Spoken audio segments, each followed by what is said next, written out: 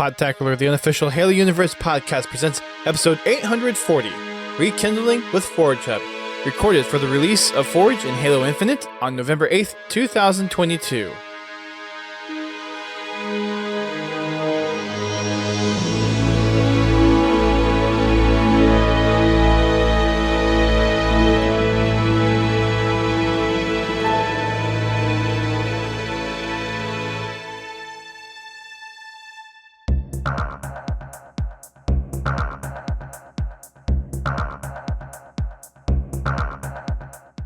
Hello everyone, welcome to Podtacular, the unofficial Halo Universe podcast. I am your host, Duststorm, here with a very special episode.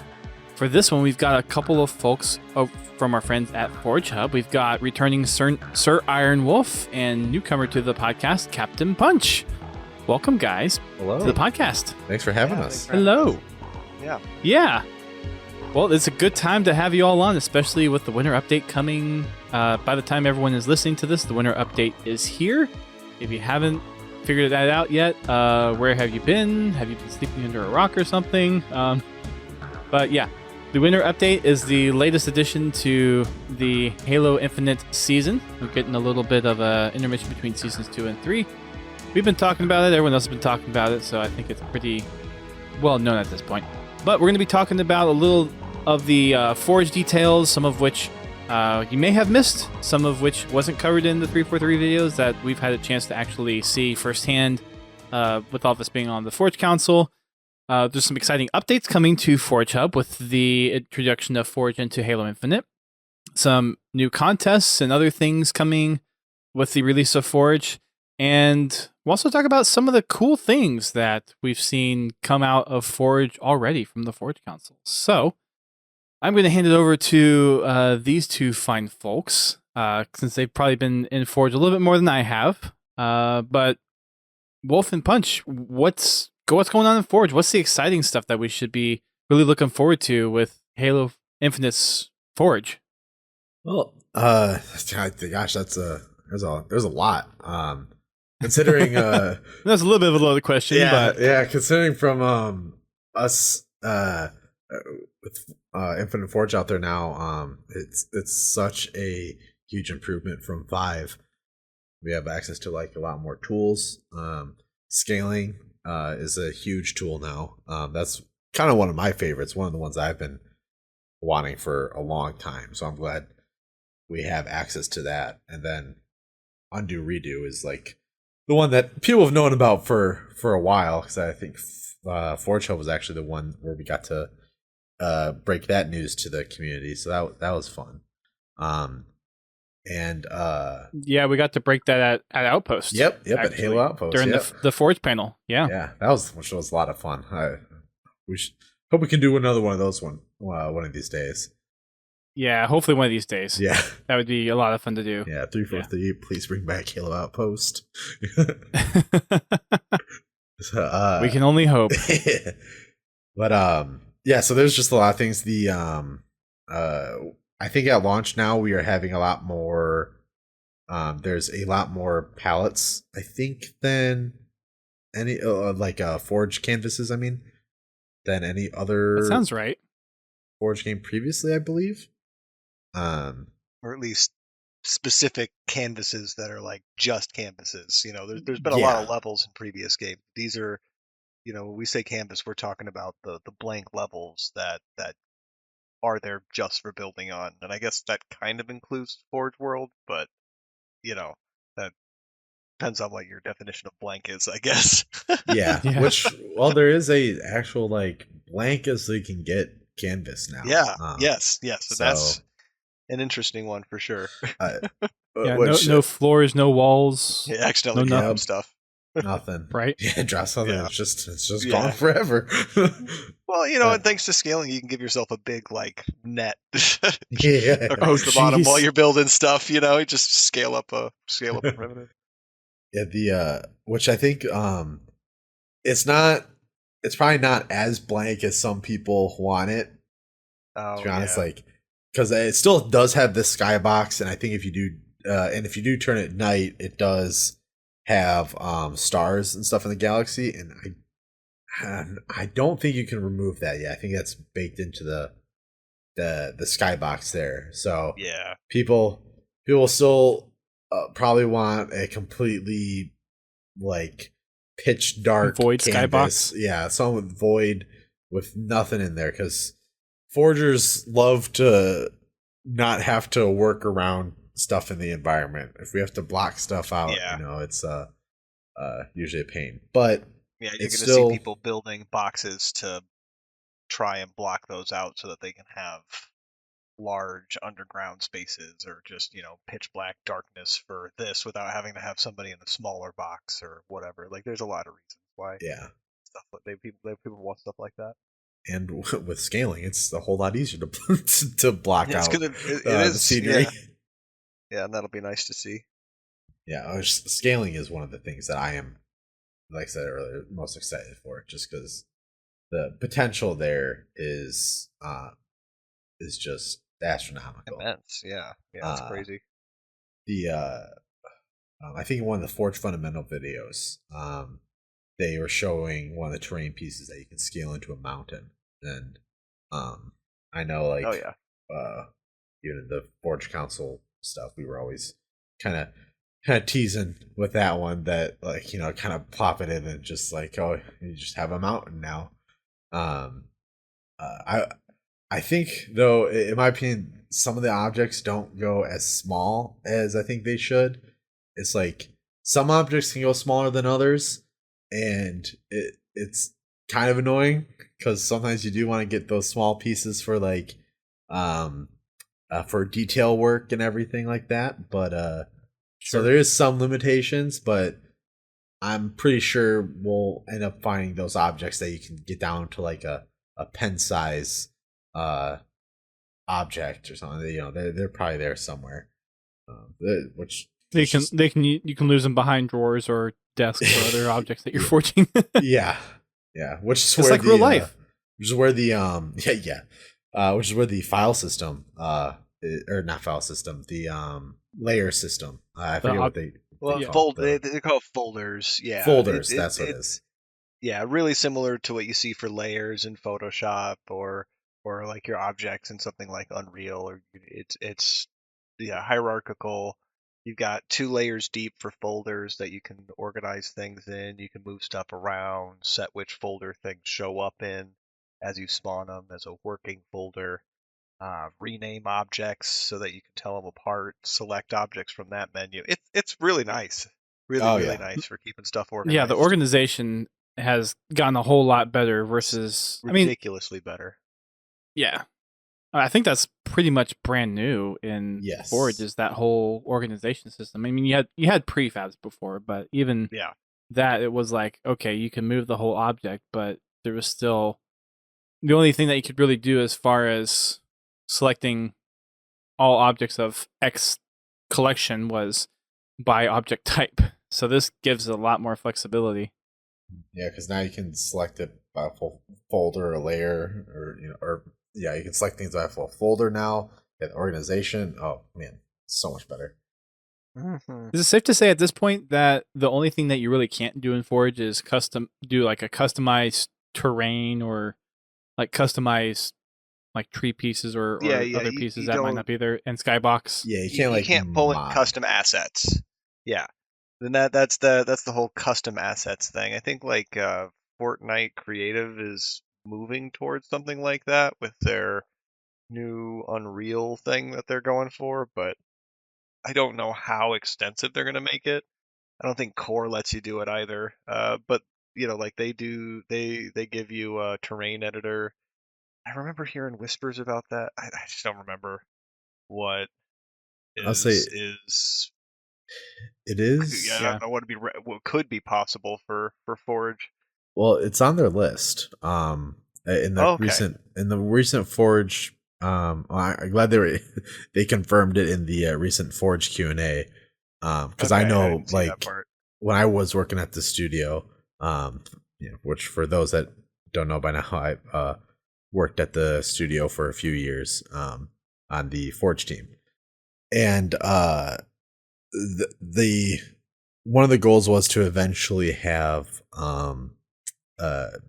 users be able to input their own like content and um and so that way Forge objects and stuff can be a lot more custom. Like people could, if people want to make a whole Sangheili palette, which I would love to see in Halo Infinite because I love that palette in Halo 5.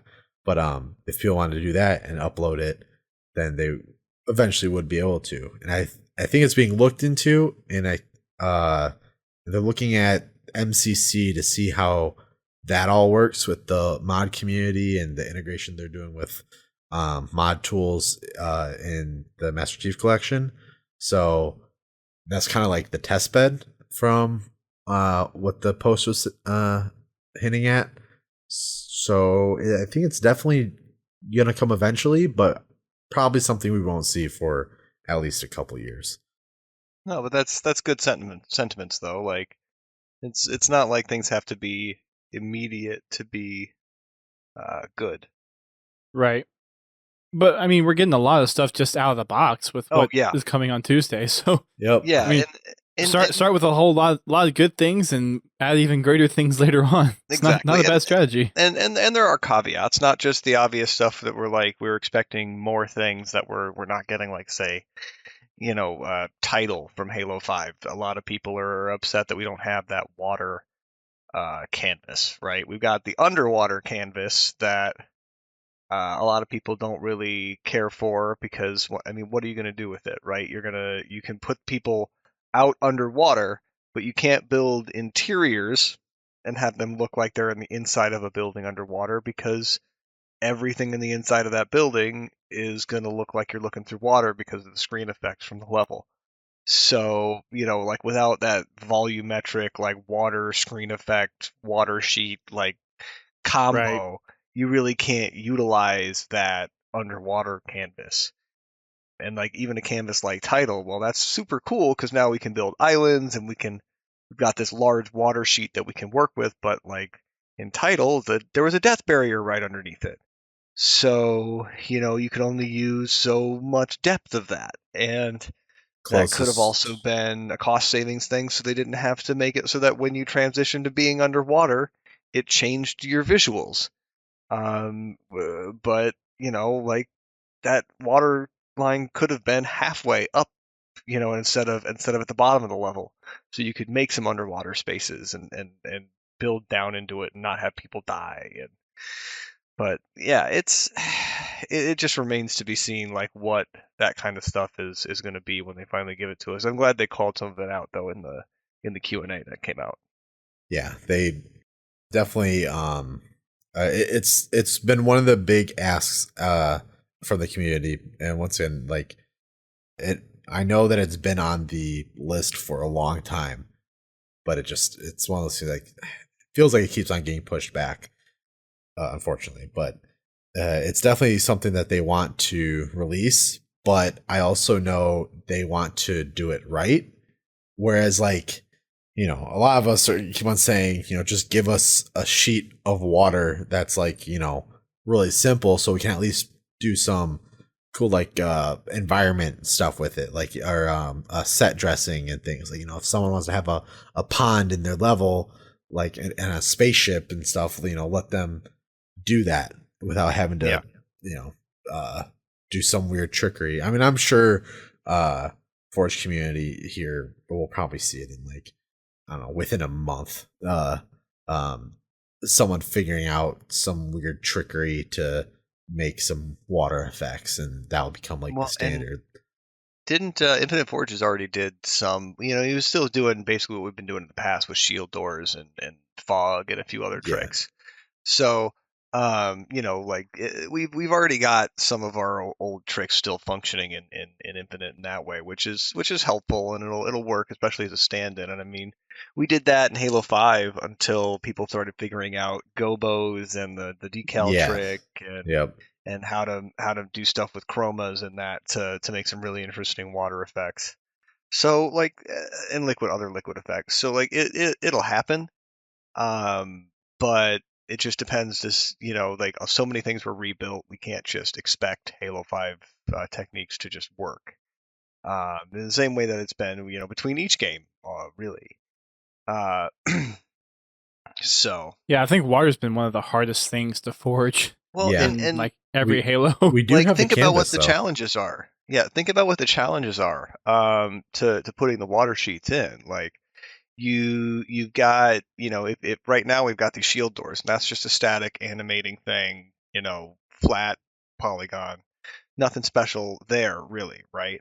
But you try to make that a water thing, now you could have that texture still stay flat, and that's going to look a certain way, or you could try to make that texture, have some dimension to it while it animates, and then okay, that's fine, but it's not going to ripple, it's not going to have any splash decals, it's not going to generate a water splash sound when somebody steps in it.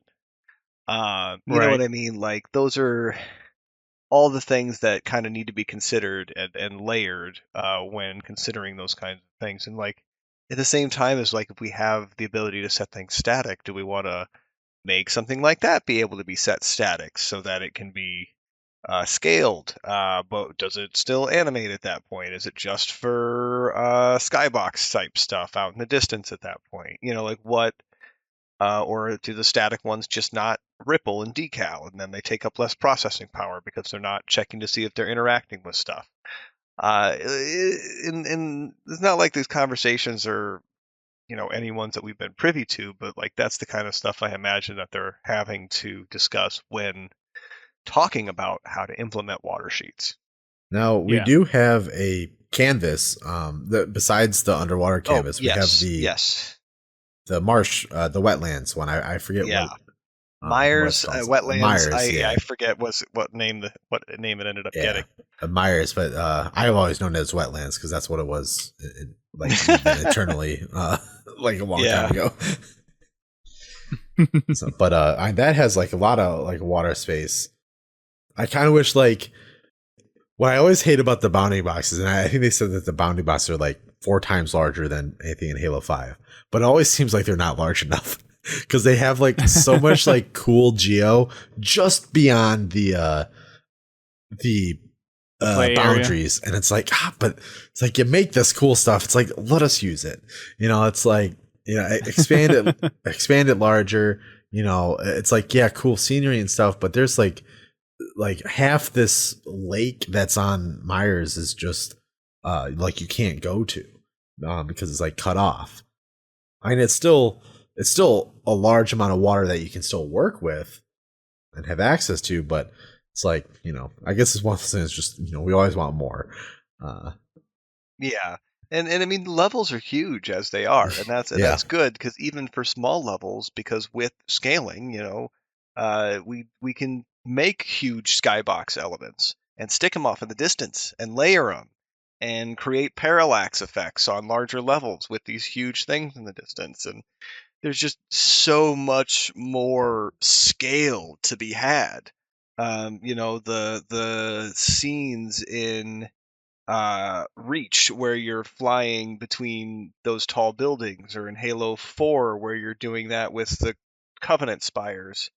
Like those kinds of experiences are able to be made in Infinite because you have so much more space. I think it's the 4 times the Yeah. volume 4 times of what they said in the video. the Halo 5 Like two levels. times Yeah. bigger, or like 4 times volume. Yeah, Yeah, something like yeah. that. So I mean, you could fit, and you could build some big stuff in Halo 5 if you Oh really yeah. tried.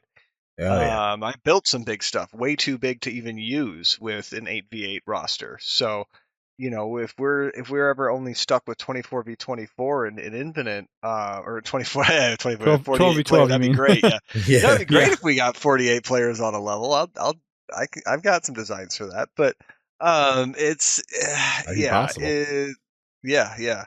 So it's just a matter if the netcode can keep up. But Well, netcode, yeah, and then see I'm what was sure going to with happen. how big the maps are, they have to save. They have to keep that memory, or keep all that data in memory. So of Yeah, course, the more you add, the more memory you have to take up. exactly. And that's another thing the static objects are going to help with. And that's one of the reasons why we have access to scaling and we have access to so much extra budget, is because now some of these objects are going to be able to be set as static, and they're not going to be checking every tick to see if something's interacting with them. to see if they need to respond. They're just going to be there with their texture, providing collision, and doing nothing else. Yeah, there's so many things that, yeah, the sky's the limit with, and I know the joke has been around. I'm sure the joke has been going around with you guys for a while too, but the possibilities are indeed infinite. Yeah, infinite possibilities. Yeah, well, so and I mean, there is a limit, but yeah, no, I get, I get where you're coming from.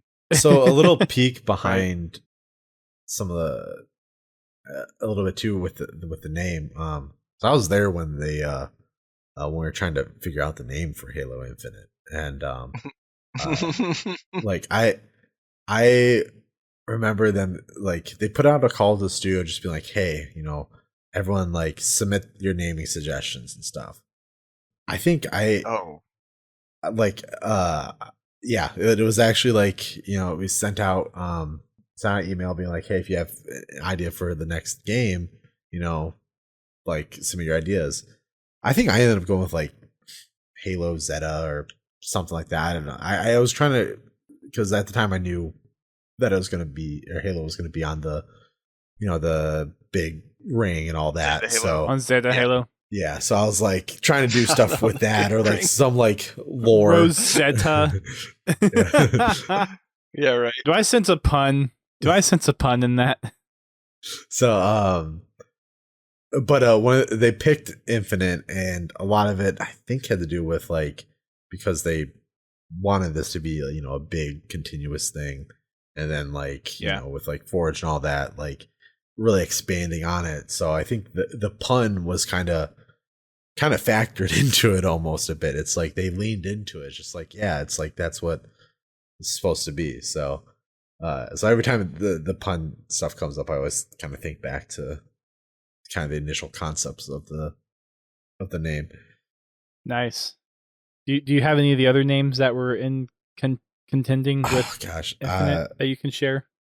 I'm trying to. Thing is, I don't really remember much of them. Like, I don't even really remember mine. I think, like I said, I think mine. I know mine was like something lore related, but that's all I can remember. And then, I'm trying to think. Yeah, because it was like, 3-4 years ago at this point. So yeah, I don't really remember anything else. Fortunately, I wish I did. No worries. Just wondering if that was something that you remembered or not.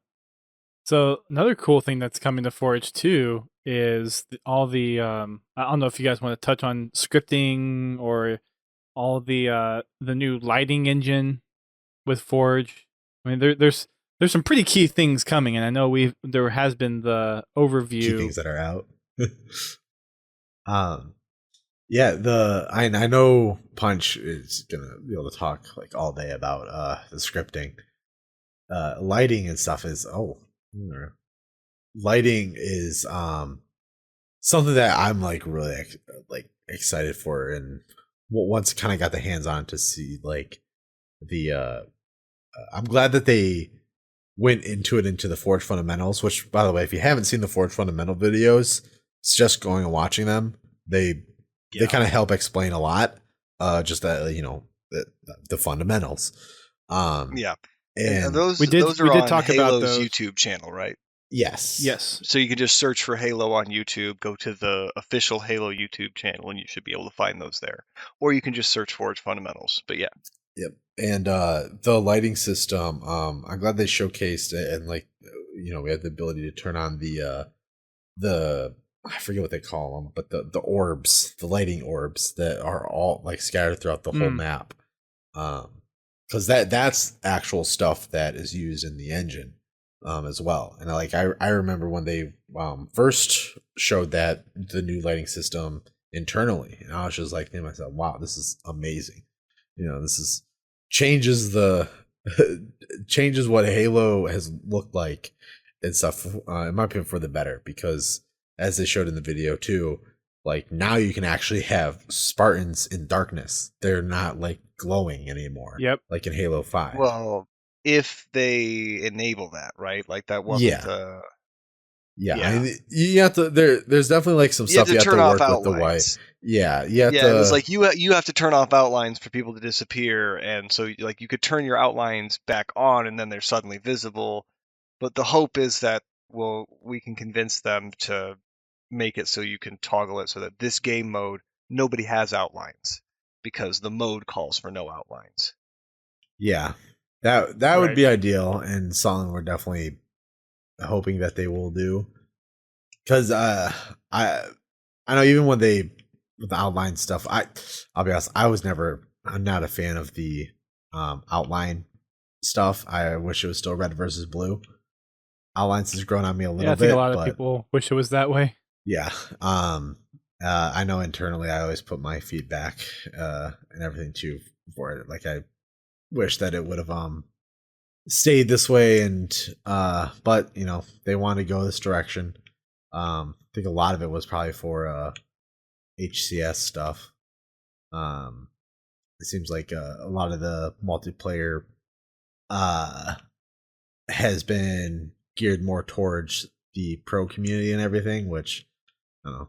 My opinion is, I wish it was a bit more tailored to the casual player because that's the majority of people. But oh well, I don't get paid the big bucks. I can just complain. But well, I mean, to be fair, from all the videos that have been out so far, we've basically got nearly the entire access to the entire engine that is like available, like almost the devs. Like aside from the custom terrain and other custom pieces, like just about everything is there. I think in from what we've seen in this Forge. Yeah, a lot of it is pretty close to the stuff, and there definitely is tools that. So when they made Forge, they wanted to make it more than to kind of pull a quote, I think, from the Q&A. Is like they wanted to make it more than a tool.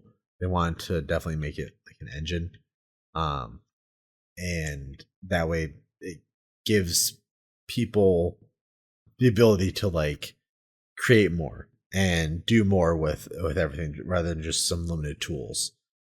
And so I'm confident that they're going to try to think of the right words.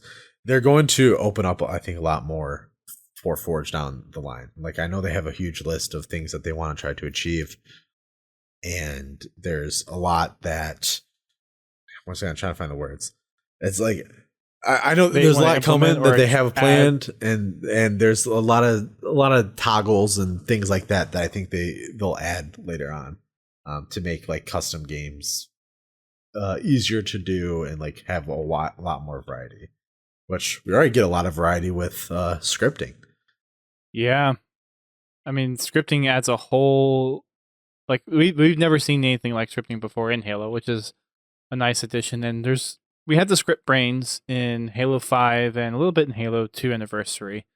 But what we saw, and I'm sure you guys have seen some Halo crazy 5 had stuff.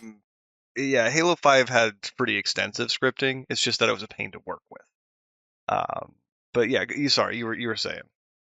No, I was just going to say, you guys have probably seen a lot of cool things. I mean, we've seen some things in the like publicly already. Like I think the latest thing that came out was someone made a 2D game inside of Halo using the script brains and the node scripting and everything. Yeah, he used some force perspective. You had you walk up to the thing, press a button, it would teleport you to a bigger one, basically.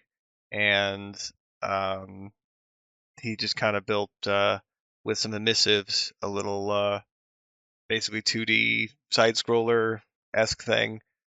I'm stuck not really able to side scroll, but I don't know how limiting that's going to be for him.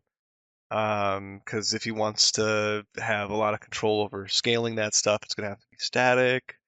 So but it was really, really cool to see him. Like he tied a lot of player input to different things by listening to the player moving around. By listening, I just mean basically tracking where the player's coordinates are, and then tracking to see where they updated and if they went up or down on X or Y values. and you get to tell which way the player is trying to walk. Stuff like that was used in Halo 5 as well, but they did it with like boundaries, detecting if the player moved to the side, and then they'd have something push them back to the middle as soon as they stopped pressing the direction. So similar stuff like that will be able to be used. There's a lot of, you got the ping input, you've got the X input, you can have players shoot things, you can have players melee, because all dynamic objects, to my understanding, appear to also be listening for damage. And so even the floor, if it's not a static floor, you could detect when people shoot the floor by just listening for an on-object damaged, and you could figure out who shot it, how much damage they did. So building things like destructible objectives or destructible cover, things like that should be pretty easy now compared to before, because you don't have That's cool. to pick an object that just has health and worry about that object, say, exploding over and over again, like the cores that I designed for Halo 5. I can just make an object, and every object that's a part of it that's dynamic is technically a hitbox. So if an explosion happens, it may affect more than one of them, and I have to tweak how much I have that affect its hit point variable that I store in the background. But, with a little bit of experimentation, you could make some optimal cores that react well to getting hit by pistols or tanks or different things, and have reasonable damage outputs. But you're probably going to have to do some experimentation with a lot of different weapons to get something like that good, rather than just functional. So it'll be really cool to see what people start coming up with on that. And those are the kinds of projects that I'm trying to spearhead to try and get people to think about, even if I can't do every single one of them myself, because I can't do every single one of them myself. Right. Well, there's so many different ideas. People. Yeah. So many different ideas that every Forge has had some kind of significant impact on what people have been able to achieve based on the new tools. And besides having a straight just development tool set and environment like Unreal Engine, this looks pretty much like everything that you would almost find in a actual editor. Yeah, minus things like editor. Mesh editors and the stuff that like lets you work with the back end. It really is like it comes with a base project, and the stuff that you don't need to change, you don't have access to. But there's also just stuff that you might want to change that you don't really have access to. So there's caveats in both directions, but not having to worry about doing your own netcode, not having to worry about your own animations, not having to the trade-off is definitely in the creator's favor, especially when you're trying to prototype a lot of things. And so I know people who have used Halo as a thing to prototype for real life things, like designing paintball courses or stuff that they wanted to build in other games or as their own game projects.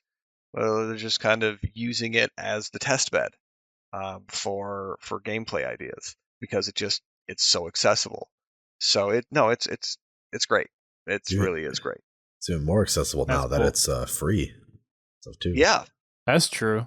Yeah, well, I mean, so I guess those other people would have had access to the Halo 5 Forge on PC for free, and I've advocated for that. But you need a decent computer to run that, though. Yeah, exactly, and well, you need a decent computer to be able to run this. I mean, my old PC, which ran the Halo 5 Forge just fine, and I could run The Witcher and a bunch of other stuff just fine on high settings, if not ultra, and still get 40 to 50 FPS. It had a 970 in it. It wouldn't even launch Infinite, no matter what I did with it. Driver updates, fixing this, fixing that. And I mean... So in case you're curious, Accelerate just came out with a video on how Infinite utilizes the CPU. Nice. That might be a worthwhile one to actually take a look into. Yeah, no, I've been meaning to spend some more time peeping some of the content that people have been putting out. I've been really busy projects. Yeah, right. I'd be curious to get your guys' take on it, because the way that it seems like it's using the processor. It almost seems like there's a problem with the engine, but I'd be curious to see what you guys think or other people that have worked on game development think. It's I like guess technically go ahead. I said technically I worked on game development, but I'm not that much in depth into understanding all that. Mine was more of the Right. end user experience side of it. Yeah, Right. I've seen the GDC talk where they're like they go over what happens in a game tick and how things change from 5 to infinite. That's a pretty good resource, and I would honestly point people to that rather than trying to explain it myself. But the part of the basic changes from 5 to infinite was that in 5 you were stuck trying to run the game at 60 FPS and it was like rendering physics at 60 FPS as well. But now you have like a variable frame rate and so for instance things that we did that ran at tick rate in Halo 5, if we ran it if we had a counter that went up 1 every tick, we could check it and, oh, it's at 600. Well, it's been 10 seconds, and we would know that. Or it would have been so close to 10 seconds that it wouldn't have mattered, because it's slow, it skipped a tick or this or that they had to do in the past or whatever, because that was the thing that they had to do. But now, because of the variable tick rate, if you try to have something timed, say you're moving something every tick a certain amount to try and have it move smoothly around a spline, which is something that like Quatsi was trying to set up to use for payload, and we would have used it for roaming king. If the tick rate slows down or speeds up, then the requests to move the thing are gonna be further apart or closer together, and it's gonna jitter. Or you're gonna see it, slow down and speed up as it moves along that path. So Yeah. it's without like some sort of delta time or basing it off time or figuring out how it's going to behave necessarily in the retail environment, which we haven't had too many chances to do yet. Um, it'll be interesting to see how like animating things, transforming objects by not transforming them by moving them around, translating them Sure. in the geometry sense. Seeing how that's going to play out will be interesting. Be a lot of work that has to get done around that. Mm-hmm. Now, a lot of things that have happened in previous Halos before is either someone being able to go in and mod the game types to support other game modes that were kind of in the game engine but weren't fully implemented. So, thinking like Headhunter in Halo 4, like someone, and then like Gun Game being able to kind of mod the game type to support that stuff. And Halo 5, there was a lot of that stuff done through scripting, being able to take some of the base game modes and create some other things off of that. Yeah. With the scripting in Infinite, it seems like there's a whole lot of potential, and they showed off one possible kind of variant of Juggernaut in the Forge Essentials. Yes. But Doom what Fruit. other types of game modes have you guys seen get developed from the Forge Council for Infinite so Well, far? I guess not to be the Debbie Downer, but the first thing I want to caveat is in Halo 5, we had the ability to, and we have this to a certain extent in Infinite, but you had the label system that we've had basically throughout everything, where if you're setting up an objective or something that should only spawn during a certain game mode, you'd be able to label it to include, exclude in this game mode, or Mm-hmm. this is the flag stand, etc. And we also got the minigame game mode in Halo 5 that came with 5 minigame labels, and there's just minigame 1 through 5, plus just outright minigame exclude, minigame include. And Okay. in the game mode settings, you could toggle each of those 1 through 5 to show up in that game mode. So if you made a minigame game mode, you could have 5 of them on the level. It's almost like Eventually, high ground yeah, where the door was either shut or open yeah, for a basically. specific mode. Okay. Yep. But you could do that with your own custom things instead of just having it be like, well, of course the flag stand spawns in CTF and not in Oddball. You know what I mean? And it's the Right. same thing with your door. Okay. So and you could also like build a key where you could like toggle 1 and 2 and then detect the objects. And I made it so I could stack 31 different game modes using those 5. But and then the problem was though we had to do that because the game mode logic with scripting was stored on the level.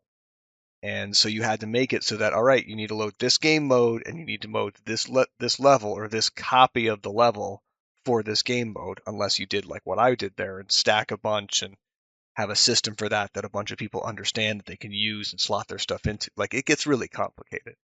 Yeah. So for Infinite, one of the things that they mentioned in the FAQ that was released, it touched on being able to take these modes that are made in the node graph and have them not be attached to a level anymore, and just have them be attached to, and it didn't say this, and I haven't really heard anything to this effect, but from what I saw them mention, like a mini game mode, and then talk about this, I would assume that the mini game mode is either going to be the package that we have access to make our own graphs attached to, or that's just going to be something that can be attached to any mode. It doesn't really matter which one it is, but basically, picture it like you are opening the node graph editor in Forge, but you're not in Forge. You don't have a level to go around in. You just have more brains, or you create a prefab of brains and you link it to a game mode the same way you would link a screenshot to a game mode or a file. Like, there's so many different ways they could do it, and there's all that logic would just, when you load the level, it's like it gets pasted in and then it's just there. And so if the objects are there that are tagged correctly, then sure, that scripted, not flag stand, but VIP goal point or whatever you're making your game be, right? It just shows up and functions as it slots itself into the logic that the mode loads. So So there's you're a saying lot of that the things that need to be logic's worked out. Yeah, go ahead. yeah. So you're saying the logic is tied to the mode or the map or both, or As it right now, we're tied to the levels. So, say for instance, somebody makes a game mode and you want to play a variant of that game mode with different settings, you're gonna have to open that level in Forge, edit their settings if they made that easy to do, which you can do. But edit We can talk about that. to clarify, Like open the node graph. yeah, they would have to open That's the node graph and edit configuration parameters, however you want to say it, right? Just if you have a almost like table for of those that are variables, yeah, go code, ahead. like have a declaration. Yep, declaration Stack. table of a bunch of variables, and you just define what you want those variables to be at game start. And that's how you would set things like, all right, how much score for getting this special kind of kill? Because now we have the death context thing. So you can detect if somebody got a melee kill. And you can detect, oh, wait, they got a melee kill. It was against the Juggernaut. Well, we're going to give them 10 points. You can do stuff like that. And yeah, that's just how that would be done. So, but yeah, right now we're stuck. It's implemented on the level. And the hope is that more and more of it will get to be put outside of the level and be affiliated with a game mode, so that you don't have to have multiple copies of levels, Well, or at least theoretically, as many copies as levels. So I thought Well, you could yeah. just I thought you could just like everything in the script brain or whatever, you just make that script brain a was it a prefab, and then have it make the game mode, have it be in the script brain, or the note, because that's how you have to script, but package that all up as a I keep on escaping the word, As a prefab. Prefab, yeah, and then you can put that on any level. Yeah, well, and that's what you can do right now. Okay, but the fact of the matter is, say you have infection, right? And somebody wants to, and they have a prefab for infection, and they just want to play infection. It's like, all right, we want 4 zombies to start. It's set to start with 4 zombies, and okay, you play it, and it always starts with 4 zombies, and it always has the exact same settings for the zombie and the alpha zombie, if the alpha zombie is even turned on, whatever you're doing, right? And well, somebody now they wants to play without the alpha zombie, and so you have to turn that off. How do you do that? You can't go into game mode settings in the menus, because it's in a script brain on the level. So you have to open the level, edit it, build the node graph, save it, and then you can reload the level. Or you have to have multiple copies of the level with different settings. The way I've been designing things is I make those declaration trees. And by the way, you can only put so much on a script brain. So like one of my projects right now has 11 of them. But that's because it's a bunch of separation of concerns, and I didn't want to end up having to split them up as I hit the limit, because you can't put more than like 140 nodes in, at least at this point, without it getting glitchy. So yeah, you do end up having to split some things apart and build functions, and or at least the equivalent of a function or module, depending on what language you come from, paradigm of programming. But yeah, so like it just one of them is literally just variable declarations, bunch of booleans, numbers, one separate for declaring object list and object variables, which is where of things like, all right, this is an objective object or a zone or whatever. Like that's all done in that thing, so you could switch out the objects. And that's another problem that comes with it is you want to refer to these objects that are on the level, because they have to be on level for them to show up. People can't just have those load in with the mode, because you don't know where people want their flag stand, for instance, or the flag stand equivalent in your custom mode. And so you have to place an object on the level. It has to be given an object reference. That object reference has to likely go into a variable, but if it's an area monitor one, you can't read area monitors from variables, so that object reference would have to be in the node graph that's attached to the game mode when that gets implemented. Like, yeah, passing all that stuff back and forth is going to be a nightmare. So one of the things that I thought was potential possibility was in this declaration table, if instead of just having a node for declaring the variable, there were nodes that would pull data from the mode settings. And so you'd just be able to pull, you go into mode settings and you could name each of the listings in there whatever you want, or it would just be numbered.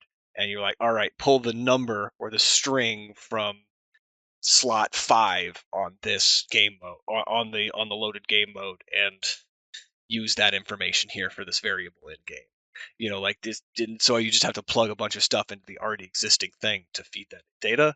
But again, I have no idea what direction they're going to take it. So it seems like there's a a lot of complexities with scripting and so many. We haven't figured out it all yet. No, there's a lot of challenges there, and I try to highlight them because I'm interested in pulling people together to solve them. And I'm sure we'll probably get some tutorials and stuff made. I know over on as soon as we can. Yeah, over on ForgeHub we're already starting to like cook up some tutorials and things like that to get out to to the community as well. Yeah, but to go back to that and originally answer it, yes.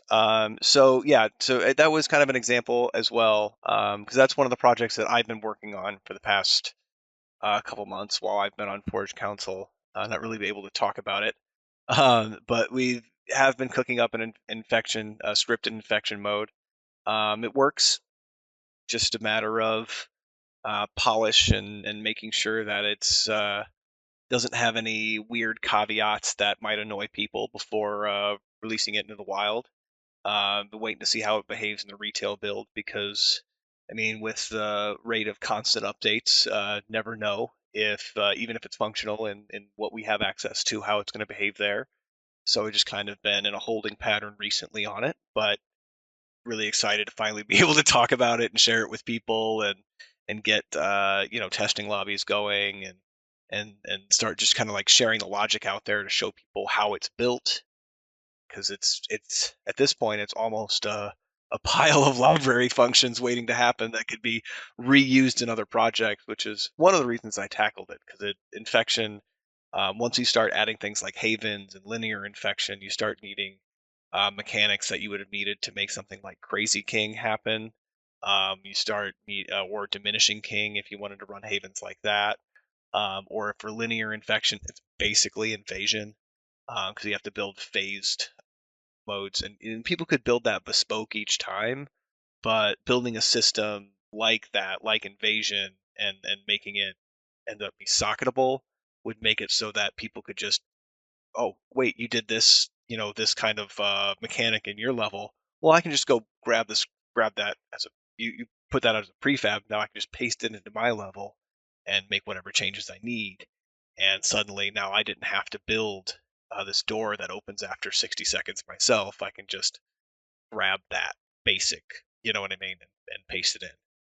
So like setting people up to be able to do stuff like that is part of my goal. So yeah, so there's infection, Griffball. Some minor caveats there, of course. Couldn't do anything about the hammer, so that one not so minor.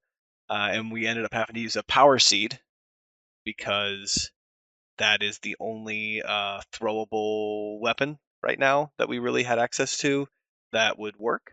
Um,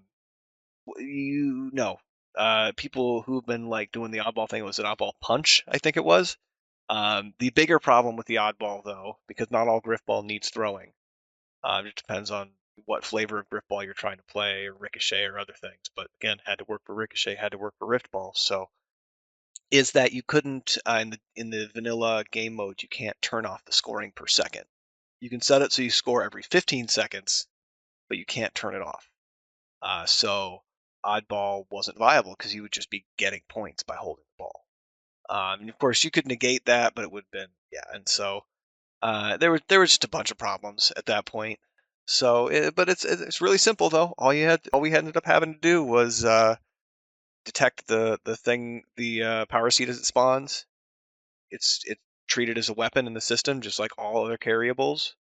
And so we just saved the weapon type as a variable, detected if that got into a zone, if it was being carried, who was carrying it, what team they were on, all things that are just really easily accessible in the scripting interface, and put out, oh, let's give them a point, delete it, oh, that takes it out of its hands. Power Seed automatically respawns because of how Stockpile works, and you're good to keep playing. So yeah, it's been that one was actually a relatively easy one to throw together. So it was nice to see. It's just again one of those things where we're just waiting to see how it behaves in retail, polish it, get it out to everybody. So I have to ask, I'd be remiss if I didn't, just because it's the Halo community. Have you all seen anything related to Battle Royale style game modes being created in Forge so far? Well, yeah, I mean, Yeah. Skizma's been working on one for a while. Um, the things that I've seen him cook up is a health system. I've been giving him some feedback on that myself and DMs, and he's been asking questions in the Scripters Guild. I've seen some of that conversation. Looks like that's been coming along. I don't know how it's going to behave in retail. Hopefully, it works about how it's working for him now, because I think he's on a good track with it. His loot system seems to be working pretty well. I'm interested to see how he handles, the fact that we're only stuck with 24 players. Tries to deal with, trying to scale down the experience, a few other things like that, as well as adding dynamicism to his levels. But for that, I recommended that same thing that I built for Invasion that I ended up using for Infection, which I'm tentatively calling the Latchkey framework as a nod to something that Halsey says in the end of Halo Reach, because it's just, it's meant to tie a bunch of things together. It was a project I started for Halo 5 that I've just kind of carried forward the concepts of and refactored for Infinite. So having that kind of 4-year head start on designing how it needs to work has been super helpful. But yeah, there's a really cool things that are happening with his project there. I think he just said he's partnering with Infinite Forges and a few other Yeah, people now. I was about to say I saw on Yeah, Twitter today that partner between like 4 major yeah. people and stuff is going to be working on that. Which wasn't there Sounds like like those are. rumors or something too, like for Halo doing a battle royale? Yeah, there's rumors that Tatanka thing that you see Yeah, tweet that Tonka. people tweeting about. I've seen it going back and forth about like what it's going to end up being, what's going to be available in it. But the thing that would worry me is, especially if it's Forge attached, is if it's stuck to being elimination only. Because I mean, yeah, Battle Royale, that's all Battle Royale is just being an elimination game mode. Yeah, The scale of it, that that being conflated with the genre as battle royale, the types of experiences and encounters you can have, like those aren't battle royale. They were just facilitated by how large scale battle royale games ended up being made. If more traditional FPS games were being made like that, or like the extraction shooters, which aren't technically battle royale either, but they have that same large feel and that the longer game times that end up feeling more like you have a story happening, not What I would necessarily like, cinematic. what I would Go like to ahead. see is like, when they if 343 were to actually do battle royale, they have a great opportunity, I think, with the ring. Like, because I think I was throwing this around to some buddies, but it's like you drop in a drop pod. You know, it's like most logical choice there. But you drop in, you're on like a section of the ring. There's like banished AI and stuff like that you can fight to like maybe get some loot, but like kind of add a little bit of a spin on there. You're all trying to rush in towards a location, but instead of a ring or like a collapsing ring that is traditional in a lot of these battle royales, you have sections of the map that like would get jettisoned off into space. You like fall away or shot up or whatever, just so that probably get shot up so that way you have time to like jump down and out of the ring or whatever, and then just get ejected into space. And then like at the end you have the extraction zone or whatever. They have to like get into a pelican or something. No, and that makes sense. It's Things like that. it takes that scale and it turns it from, you're all trying to kill each other and you're playing what can end up being this, looting and then hiking simulator until somebody manages to get behind you that you had no way of seeing, and then your 15 minutes of not getting to pull your trigger is over. You know, it turns it into that collaborative, almost a firefight experience. Yeah. Yeah, And I a think something like firefight, that would be linear awesome. infection, like combining all those ideas together, that really appeals to me. And it's not so much to make everything PvE and start giving people their participation trophies. It's just that like, and it's not even so much to have a casual experience because people can go really hard on that too. Like I've seen people who went back when I played Destiny, we play strikes and be like, all right, how many times can we not miss and how fast can we get this done? It's a PvE experience, but like you start playing it like a rail shooter and trying to see how good you can get, people craft some pretty interesting experiences. So I'm really stoked to see what would come out of something like that being attached to Forge, or as they mentioned in the FAQ, the want to put AI Oh yes, the in campaign AI. standard Forge, yeah, campaign AI rather than just these player controlled bots. Which, again, the bots are great and they're going to be a very useful tool for game mode design as well as game mode testing and level design testing for But people who they're can't necessarily get a lobby in the early stages. But they take up a player slot, so if you're using 8 bots, you're only getting 16 humans, and you only get 8 of them. So yeah, the limitations are there. and you Usable can't still, really. though. You can Yeah. have them spawn in places if you like were to set them all to another team and put the spawn points, but you can't like just have But, it yeah. wouldn't be the same as setting up an encounter space. Well, And you, I'm you sure could. people will be well, yeah, I'm sure You could people to a can certain do it, extent. but Yeah. And we've got some plans. You can set them to an affiliation that is against you. You can teleport them to a spot. So there's like, all right, well, they're going to notice you're there now. You can, change their difficulty, remove them from the game, add a new one to the game at a different difficulty, swap out their weapons. So there's stuff that can be done to build encounters with them, and it's not like 8 is a small number, really, because think like Gears of War Horde mode. I think they only had like 20 mobs on the screen at any time. yeah. I going against So 8 yeah, Spartans is like usually not a small feat anyways. but well, they're Spartan models, but you give them varying levels of weaponry versus your weaponry. You can adjust their traits, you can adjust their difficulty. You have a lot of control over what you can turn these bots into already. So seeing some experimentation with that's going to be really interesting. And what's going to be really, really interesting is if slash when we do get these campaign AI, how much of that control is going to carry over and what other control are we going to get? we're going to get, aggro this coordinate, aggro this object, whether it's a player or not. Putting patrol routes or having some other kind of spline work that can be done that might come from that. Hey, we've got the spline system built for moving for these patrolling AI. What if we give them this spline system for something else and other usage, like they did by populating the node graph interface out to multiple systems that they needed to use that could have taken advantage of it. So like it's really I'm really interested to see where they carry forward some of these systems they've been building out, what patterns they reuse and expand on. Yeah, it'd be interesting to see.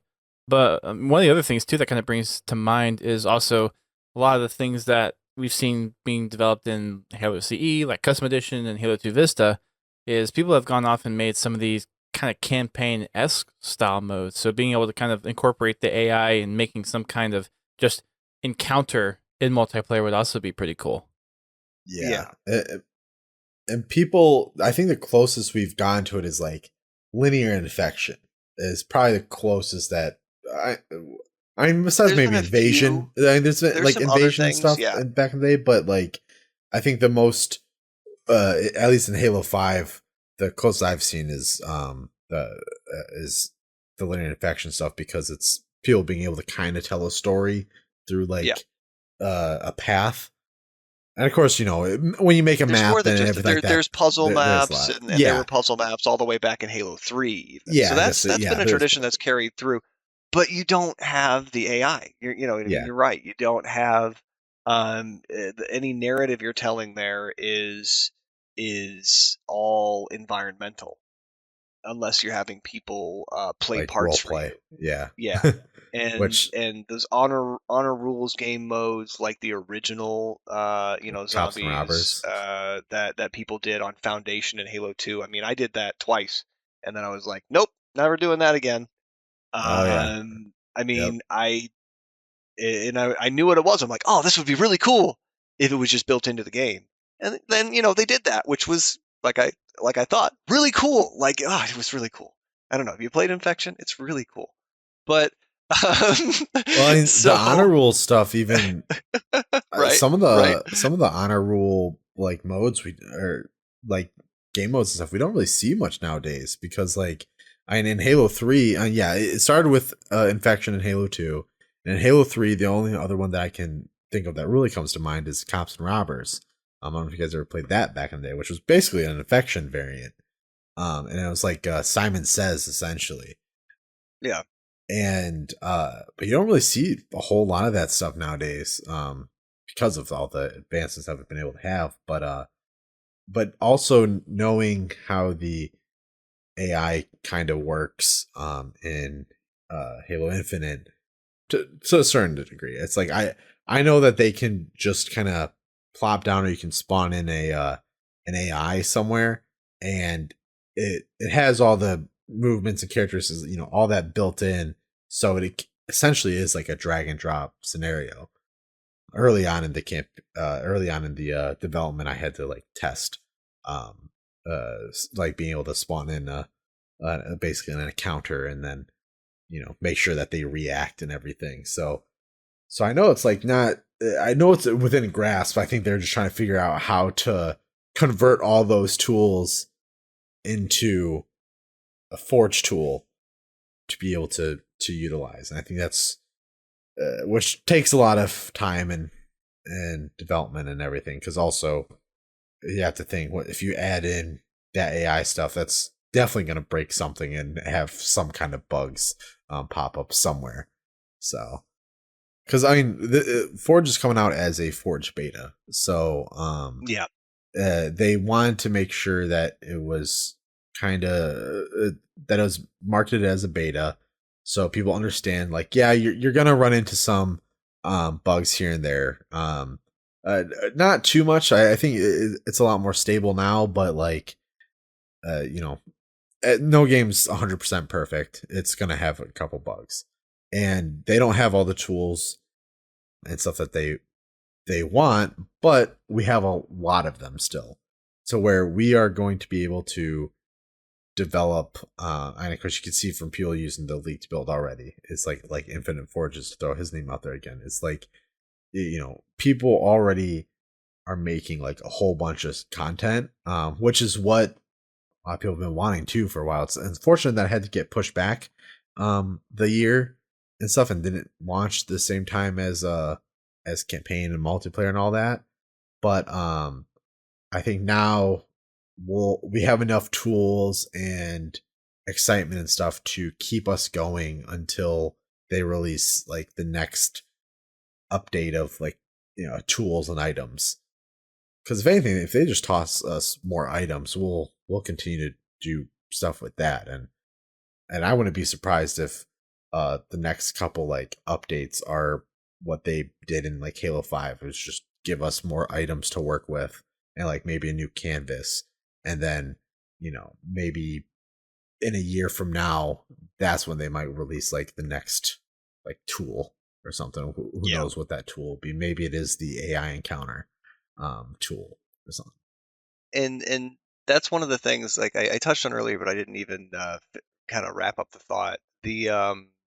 There are things that definitely need to still be added to Infinite's Forge. I mean, there are a handful of systems that don't quite have parity with what they had in Halo 5, like the labels that I mentioned earlier.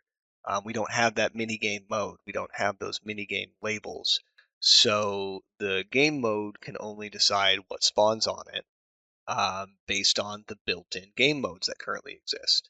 You only have stockpile, CTF, include, exclude kind of stuff, or oddball, or King of the Hill. Like it's only the stuff that's already built into the game that we have labels for. So if you want to build a mode using that and build it with one of those base modes, you can do that, and it could still play Slayer or whatever else on it separately and not load that stuff. But your strongholds variant or whatever you use for the base for your custom mode on that will always load that regular thing. So you're going to need those extra copies. And like I said, there's a handful of systems where we're looking at stuff like that, where it's either we have to figure out how to do it in the new system, or we just can't do it because a feature still needs added that we had in the past but has not been layered into this particular system. Like I think we can't change colors with scripts. We can't change spawn order with scripts, which was something that was important before. There's, so it's stuff that we're hoping to see here with some of their first updates. Yeah, and something I'm actually really interested to see return to form with Halo Infinite is machinima. Oh yeah. Oh yeah. One of the things I'm really excited for, is to see how machinima does it, and like there's all these tools, but just how I kind of view this iteration is like, but beyond, I'm trying to think of how the best this is. So like Halo 5 was really good, I think, at getting us a lot of mini games, and with the scripting and everything, it kind of opened up that realm a whole lot more. And while Halo 5 or Halo Infinite is doing that as well, I think where it's really Infinite Forge is really gonna shine is the detail and like the environments that we're now able to put onto maps. And so I think this iteration of Forge is going to be a lot more beautiful in that regard. So I'm really excited to see, because I'm a huge like environment person. So like I like doing the artsy stuff, like making the maps like look good and making the beauty corners and all that. So that early on when I was on the project, I was really excited that I would actually be able to do a lot of the things I have been wanting to do, but haven't really been able to do to the full extent. Yeah, the combination of things there that has me excited is seeing stuff like what some of the machinima guys for Halo 5 have been doing in the last year, even with just Halo 5. So like how far they pushed that, and then seeing some of what's being made in the leaked builds from November, and then again from the co-op flight, and now stuff that I've seen coming out of the Forge Council and the stuff that's been teased otherwise. The level of fidelity that's going to get reached when, say, people that have been building with the leaked build get access to baked lighting. um, or we don't have some of the texture bugs that were prevalent in the co-op flight build or other things like that. Those things that have been holding people back. Like that's why, for instance, Paimon's thing in the 343 video was all white, not textured. But you still could see all of the texturing that was there from the 3D models that he was using, to see the ribbing on trim pillars and the textures of the rocks. You could still see all that. That was great. So it really did show like how detailed the polygons and things are going to be that we just couldn't do in Halo 5 because again the objects weren't static. So every single polygon there, or at least all the ones that they set up to manage for it, like it had collision. I had to calculate that collision every tick, and it just wrecked the system. So I'm really excited to see what comes from that because I've been seeing so many people worried about the performance, and they're like, "Oh, you got to drop the Xbox One, you got to drop the Series S. You can't use this anymore." Like, I use a Series S with Forge right now. Like it's Series S is fine. I can't understand why people would be complaining about Series S. I could understand maybe some people worried about the original Xbox. Series S, it should be able to handle this for a while. It's really performant. Crashes are almost always from something getting locked up rather than resources not being there for the system to run something. So yeah, it's yeah. People like to complain. It's like, People like to complain, but that's one of the things that I'm saying. Like I could be wrong. Again, it could handle differently in the retail environment, but and we don't have a lot of information for that yet because of course that's just now happening. But just now being explored. But I have good prospects on that at least. It seems like it's not going to be as big a deal as people are worried about. Yeah, time will tell. But since you mentioned it earlier, obviously there's going to be some new Forge Hub improvements. So, what have you guys been working on to get ready for Yes, Halo Infinite yes, Forge? was going to indeed. transition us to that. So yeah, if you could go talk about that for a minute. Yeah.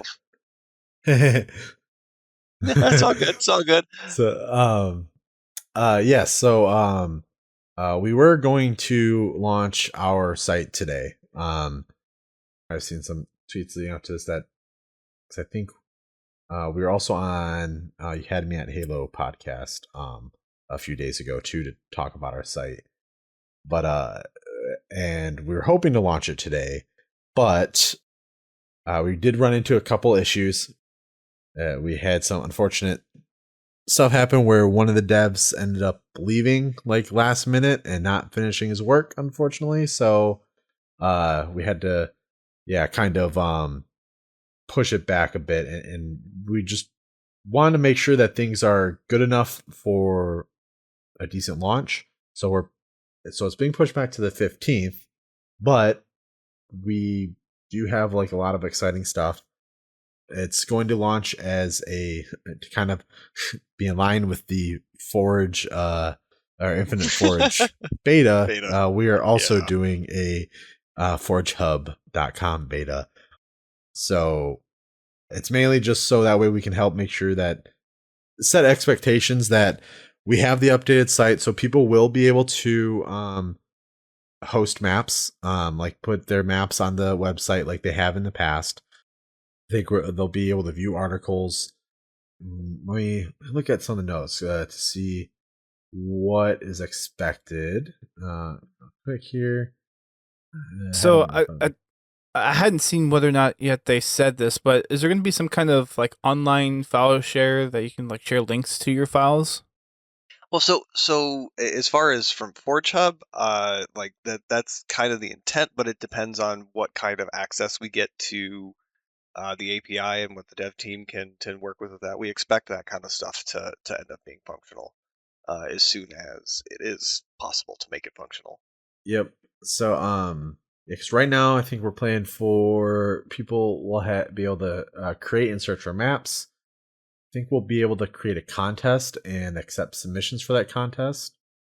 Am I reading this stuff? Users would get access to that after we vetted and tested eventually. Yeah. But yeah, we're building systems for hosting the Forge competitions that we usually have.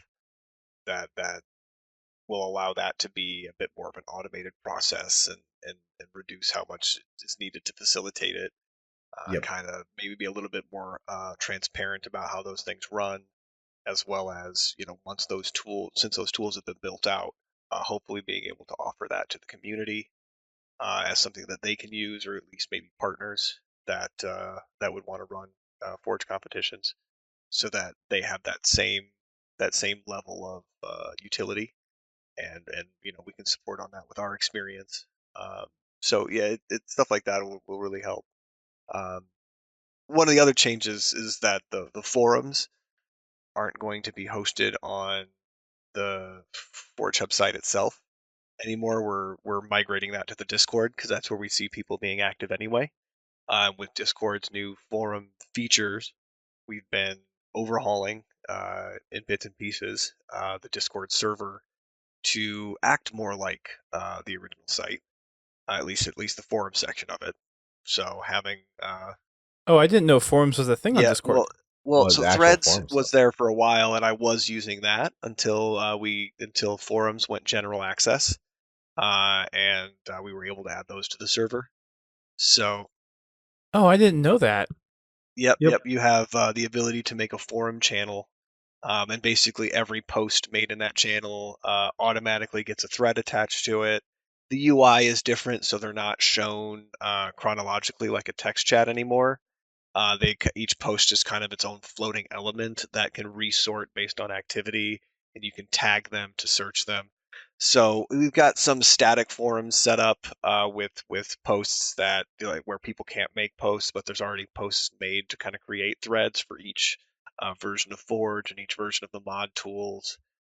But then there's a Forge Creations forum where people can make their own posts. There's a Halo forum where people can make general posts about Halo and talk about that.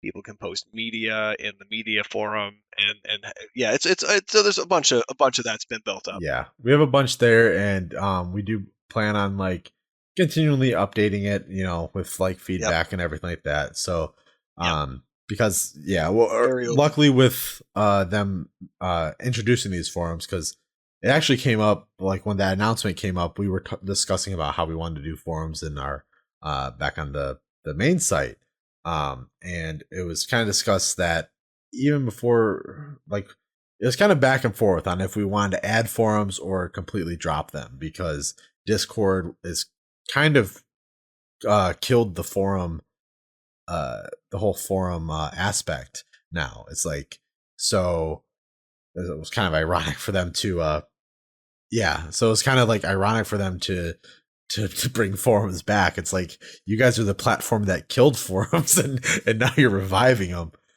But so once we saw that, we are like, okay, well, we don't have to spend development time then using something that's just going to be redundant and people probably won't use. Especially considering that ForgeHub is mainly a map sharing site. So we are kind of we're yeah, and that's something we're trying to get into too, is like tutorials and stuff, and just be that general community that's people can come to for like questions, and to share their content, because the our file share system, or I guess not, I guess it's a file share system, so our has been pretty well active with even through Halo 5 and everything like that, just because uh it's kind of had a little bit more of a tailored focus than what 343 has done in the past, so it's easier for people to kind of use. And we even want to take that a step further, so we're going to allow people to like create their own like private collections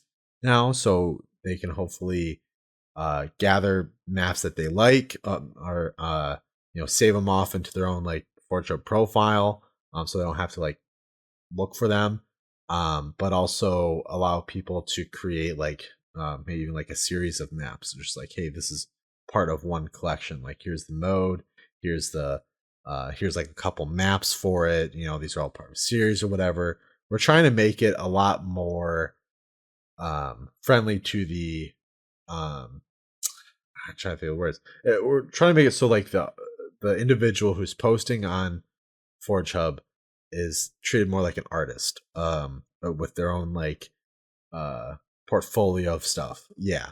And that Oh like yeah, people yeah, yeah. can like go Starting to get to kind of and like like ArtStation. subscribe to. Yeah. Yeah, exactly. It's kind of like going that route. It's like where we're trying to move ForgeHub so that way people can hopefully be able to like just kind of share that profile and eventually just, those people that are yeah, you can always search people up on the Halo Infinite, game and look at their stuff. So we're trying to make it so there's more Can to view it. a gallery and they have a way to tell you about it, see information about what weapons Yeah. are on it, and they can get feedback there, and they can Yes. communicate with those feedback people and update their level, and you can see a history of it. That portfolio site, that looks professional. It's not just, oh wait, there's random video game stuff in this guy's art station. That's, not from Unreal or Unity or isn't custom assets. What's this Halo stuff that looks like it was made in a built-in in-game editor versus, well, no wait, this is ForgeHub. And, oh wow, this all looks professional and everything here is this. And but all those features kind of come in one, and it hopefully will serve to add legitimacy as well as like I said, if people could put this stuff on their art station. I have some of my Forge stuff on my art station, Yep. but Same I'm here. not going to get feedback there. You know what I mean? I'm not going to get people asking for a download of my level there. So while yeah, it's in my portfolio, the utility is not there. So having that kind of that cross utility is something that I feel like will be really great for people. And if we can get it tied in with the ForgeHub Discord bot that has been floating around, not terribly used for a while, but we're trying Yeah. to I get think our friends over at trying Halo to Creation. yep, trying to get Tepic to work on that and get that upgraded, modernized here with the new website once it's done and released, so that people can when they share a level, it shares an embed with information about it. So like those kinds of things should be really helpful. Yeah. So that way, if any communities kind of want to be able to see what gets posted to ForgeHub without having to always check it, they'll be able to check feeds and stuff. Like on our own Discord, we'll have it set up. I'm pretty sure in the Halo Creation Discord that I know they have that set up there. So it'll be an easier way for people to also get their maps out there. I know in addition to like, we're always going to keep on trying to make this better because now that we have an actual like dev team that's dedicated to the website and we can continually update it with feedback from people, give more features. I know we want to definitely expand upon the whole contest creation thing that we talked about earlier. um, uh, we have, because that's been a big part of ForgeHub as well. Eventually, who knows, we might get something to help with tournaments. That's, I think, a little bit farther down the line. It's not our main focus, but if there's stuff that we find in the community that people want, we can now add that to the website. Hopefully, a whole lot easier. Because if anyone is familiar with our old website, it or their current one right now, Current it's like website, yeah. it's very outdated. Search doesn't work. It's been broken for so long, and it's just like so many things are. It's so run down because the dev team that we had a long time ago just didn't really care, and we're kind of like an afterthought because we were like just one slice of their massive pie. So we didn't unfortunately get a lot of the love, and so a lot of things that we've wanted to do back in the day we couldn't. And now we're actually able to, which is awesome. Yeah. And we'll Nice. share some pictures online and stuff too. May have like some teasers of like what the UI and everything will look like. I think we have some stuff planned for that, but this is a pretty busy week, so Yeah, I bet. And we'll be seeing like the whole everything ForgeHub be rebranding here. Not quite going to be in a clean swoop. we've already started using the new logo, and it's not in every single spot. It's kind of just it's as we find them. The team is as organized as it can be, considering, but we don't necessarily have every nook and cranny, in front of us at every time. So it's one of those things where we're hoping that people pardon our dust while everything settles into place, because it's a lot of decisions to be made on. Oh, what exactly does this need to? It was like we can't just say plop a channel in the Discord because we have to give it a description and set up permissions and decide exactly how it's going to work rather than just what it's for. So it's definitely been a process, but trying to get that all together has been a great learning experience. So can't wait to have more activity and start getting feedback and adjust it per needs rather than just per vision, because it's all a work in process like it should be. Yeah, and in addition to sorry, were you gonna say something? Dust. I was gonna say, in addition to like updating our site and stuff too, we're trying to partner, develop stronger partnerships with a bunch of the people that we've been in contact with for a while. Uh, like some stuff isn't set in motion, but we've definitely been kind of reaching out to various people just to try to see how we can like help each other and maybe develop some stronger relationships so we can kind of get ForgeHub back out there again, because in the past like year we've kind of been kept to ourselves because not a whole because Halo 5 has basically kind of died, and Halo Infinite Forge wasn't out yet, so there really wasn't too much for us to do. So now we're trying to get out there, and one of those things, one of the partnerships that we've been more vocal about recently is with Halopedia. One of the things that we want to try to do on our website as well is actually have like a Forge wiki section. And we And we know, do now. It's yeah, just that we're looking to update that, working partner with Halopedia to because they have a community and standards around building a wiki already.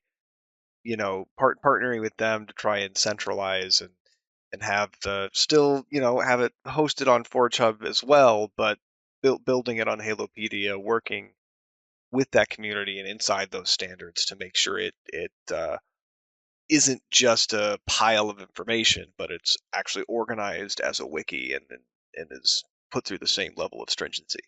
yeah, and considering too that Halopedia has been kind of asking for a Forge wiki and updates and stuff for it for a long time. It's just we never really had the capacity to like really help out too much, but we decided that like this time around with Forge coming out, we really want to try to get something out there for the general public, because it is going to be complex. Like and this Yeah. will and with our site and everything like this too, it's all going to cover like stuff from even before Infinite. We want to try to make it as fleshed out as we can, and like we hope to have some guides and tutorials out soon, so that way we can also help people learn the new systems, because the fundamentals were great. Fundamental videos were great, but they don't go into everything as like in depth as they could. And what I'd like to touch on there is like, the tutorial push that ForgeHub is going on. That's, something that we're working on internally with our staff, with people we're bringing in as partners that didn't necessarily want to be on staff, stuff like that. But the wiki push with Halopedia, that is a community project. That's something that, while I will be personally contributing to by writing things and working on the structure of it, and just putting things into the wiki. Forge Other Hub's people role can there certainly help is, out. yeah, it's a facilitation role primarily. Everything Sure. else is secondary, just participating in the thing that I'm facilitating, right, or that we're facilitating. Right. So, like rather than Forge Hub creating a wiki like they did on their site in the Halo 5 era, and it being primarily filled by, say, a group like the Scripters Guild, which is what happened for the Halo 5 scripting wiki that's on Forge Hub. would end up being just like, no, we want everybody to put in. So we have channels on ForgeHub and on the Scripters Guild that are for wiki submissions. And they're forums, so you can tag your submission and it can be triaged and repackaged for the wiki and get to where it needs to go in a way that's well written and structured properly. It's hopefully we see a lot of activity on that, because it's either people contribute to that, or the people who are volunteering have to just slave away, banging their heads against the wall, testing every little thing to figure it out and figure out what they need to include as well. So sorry, go ahead. No, I was just gonna say it'd be kind of be cool almost to do something like a pseudo GitHub type thing. So like if someone had like a tutorial or a way to do something, like they wanted to explain how they made a certain script work, if like again, Well, we got to wait to see what. We kind of have that. That's because that's what a wiki structure is already. When you're a wiki editor, you can see previous versions of things. I mean, like being able to link to the prefab that has the script. So instead of like pasting the screenshots. Yeah, and that's a thing that would be cool to be able to build into this. Like if you were building a wiki and you could link to a prefab on Waypoint or on ForgeHub, that would you could just put a link on the page. So that would be, at that point, once all those features are there, that would be trivial, which would be really cool. But yeah, I guess I would be thinking more along the lines of like we've got the ability to use whiteboard apps, but with the tool that I made, so you can already basically mess around with the node graph outside of the game and draft things, and then go in the game and enter them, and share documentation that way without having to take screenshots. And you can view a bunch at once that you can't really do in game. So taking advantage of that for explaining things in a wiki or in a tutorial may end up being super helpful. Do we know if linking to a prefab or a file via Waypoint is even a thing yet? Do you guys know? From the it seems like from the Q&A, unless like the Q&A didn't seem like there was anything. Aside from just in game. Yeah. Like I said, it depends on if/when we end up with things. Because it's not like we've been told one way or the other. So we might be stuck in the MCC situation again. Yeah, for a bit. Yeah. But it just remains to be seen how long. I mean, people will have stuff in game. So, and it's just how it is right now. Like bookmarks were working and then they got turned off, I think it was, most likely to try and keep people out of being able to access stuff that like people like Serasia had bookmarked, to make it harder for stuff like Kong Slayer to spread, maybe. I have no real idea, but it was the timing made it seem like that. And so like that's where like my bookmark stopped working. I'm like, wait, what? And then it was like everybody. I was like, oh, okay. So but when we get that back, you'll be able to bookmark the things that you want, just by looking for somebody and looking at their files. Or you can view somebody's bookmarks. So that, like, you'll be able to just know somebody's name and look their stuff up, and you only have to look it up once. So it's not going to be the end of the world for building custom lobbies. It's not going to be the end of the world for finding content, because people are going to share it. They're going to share their gamer tags, and if anything, because they're forced to do that, you're forced to add them to make it easier. It may end up being a more social experience that way, because people will have to be more personable. In the same way that it sucked to Mistforge. Yeah, like it sucked to Mistforge for this last year. But guess what I've been doing this last year that I didn't really get to do anytime I was actually participating heavily in the community around the Halo 5 era? I've been playing Halo. Yeah, I haven't been stuck in Forge. I haven't been stuck in Forge. I've been playing Halo. Yeah, my activity has dropped here and there every once in a while I've taken a break and played more of another game, or stopped for a week for this or that reason. But like, I've actually been in lobbies playing Halo, having fun, and getting better at Halo again. And having more insight about the game and gameplay. So like, that's been a healthy thing for me. And I think in the same way that like, oh yeah, we don't have the customs browser, so you can't just like join randoms and not have a mic and just do that. Like that's going to affect some things, Although but that is by and coming in large, season it's going to 3. make people build lobbies. It's going to Yep, make it is coming. people. Yes, no, those things are coming, right? But just like this other thing that we're assuming coming with being able to go to Waypoint, like it's it's going to make people be more social about sharing their stuff. It's going to make people be more social about accessing the things that are shared. And that being how things start might not be a bad thing. That might actually be better for what it forces people to do. So I actually finally beat campaign just the other day. Yeah. Oh, geez. Well, I mean, it's because you had access to it a bit early. Yeah, though, I knew so. how it. Well, even at the studio, I didn't play it. Like I purposely avoided playing it. But I knew how it ended and everything. So I was like, but I was like, you know what? I'm gonna be going on the podcast stuff here, like a couple podcast stuff soon. Like I should finish it just so I know, because I know a bit more of like what's planned and everything too. So I'm like, I should like play it just so I know what's released, so I don't actually. You can actually. Yeah, so then Escharum and Chief get in a pelican and fly off the. Wait, what? That doesn't happen. I think we might have our stories mixed up. Yeah. What timeline are you on? Right? That's not the silver or the gold timeline. That's the bronze timeline or something. That's the iron timeline. The iron timeline. Because like and then I started playing. So one of the reasons too I kind of stopped playing Halo for a while is because I do not like the customization stuff thing they're doing with like the battle pass and all that. Like, oh yeah, that made me sad. Yeah, like that really killed my motivation to play for a long time, which sucks. The previous the Lone Wolf season that was out, that kind of got me back into it because I didn't really even know it was out, and then I like looked at all the stuff and I was just like, oh, all this stuff's like wolf themed. It's kind of up my alley. I feel like obligated to play. I mean, it's in the name, right? To get back into it. Yeah, exactly. So that's so I was like, well, and it has like a lot of armors and stuff too that I've been kind of wanting to use and stuff.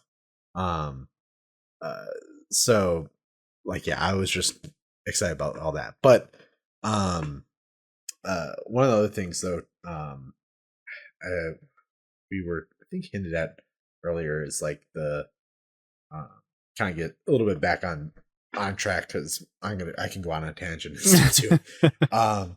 Is that mentioned earlier about our contests and, yes, and everything. I think one of the last contest that you all had was our contest, actually. Yes. Which if any of you listening that still haven't got merch from ForgeHub, like reach back out in those messages because we had issues with our store for a long time and I don't think some of the stuff went out. So I know there was one person we hadn't sent stuff out to, but we did send out 2 of our prize packages. Yeah, I think we still I had to order more shirts because I didn't have a size. I didn't have mediums. Out of all the shirt sizes, I didn't have a medium, and I had to order one.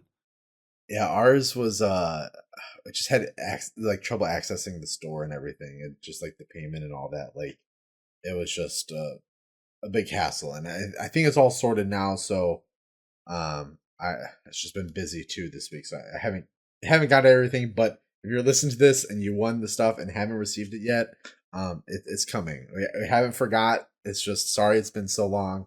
I might send you like an extra pair of socks or something like that. I'll try to get it out. Oh, that's right. I forgot ForgeHub has socks. Yes, we have socks.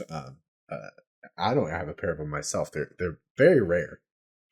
But anyways, so one of the big announcements we had for our contest is our first 2 contests are going to have a prize pool of $10,000. Whoa! Not together, each. So our first contest will have.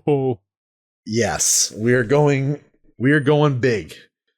so we don't have a whole lot of specifics for it. I mean, a few details are still being worked out, but we also, as tradition, we like to announce all the contest stuff, or like all the details and stuff the same day, so that way at the same time we start the contest, so that way everyone has the same starting point.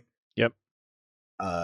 But we can hint that it'll most likely be a traditional game mode, and like you can at least start getting some ideas there. We're not going too crazy with any kind of like, we're not doing like a griff ball contest, like, the first one out the gate, because one, we don't know how griff balls how well it works. Play. Yeah. Right. and right. So, so I we're would trying to go expect traditional 4v4. Yeah, that way we don't have to wait for anybody to prove any new game types. People can learn with something with a smaller or it could scale be 2v2 BTB. or Yeah, it could yeah, be but 8v8, that's yeah. Yeah, it just depends on what scale ends up being decided on. Yeah. So all we're saying is that it's going to be a traditional mode, and that it's going to be have a $10,000 prize pool. We're still going to figure out how we want to split up that $10,000, because with the larger prize pool, we might because typically what we've done is had 1 through 3 get the money, and then have a couple honorable mentions. We're kind of floating the idea of maybe doing a 1 through 5 to help split, help allow more people to get some nice prize money, which you'll still leave you number 1 with a huge, a huge check, with a pretty good sum of money.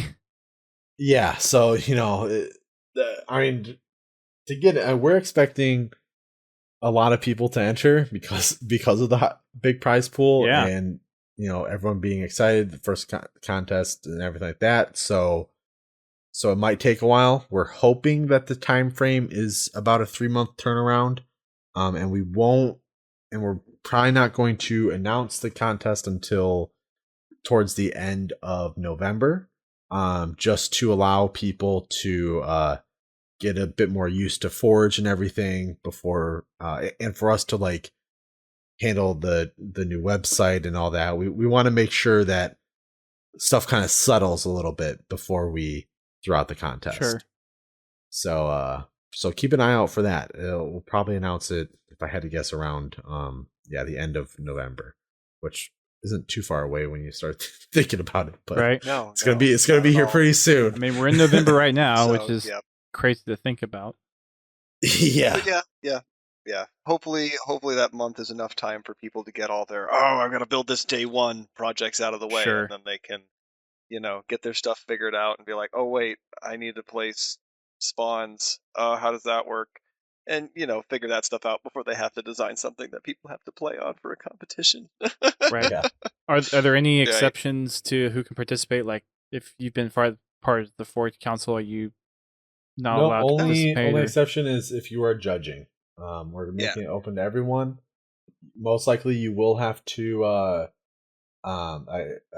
guess most likely you'll have to submit your map on ForgeHub, because that's how we get everything. So that's also why we want to make sure that all that's set up, at least so we can handle that aspect of it. Sure. And if we do run into troubles, we might delay the contest a bit more, but hopefully not. We'll see kind of how our website launch and everything goes. So, but if anything, it will be here soon, and anyone could join. Very nice. I mean, $10,000. Is that the biggest amount sum that you've offered so far that we've had? Yep. I think even with like combinations of like what other people have offered, and even like our stuff with 343. I mean, 343 hasn't given money, but they've given like prizes and stuff too. Mm-hmm. So I think total value wise, it has been it is our biggest yet. Very cool. You guys, wow.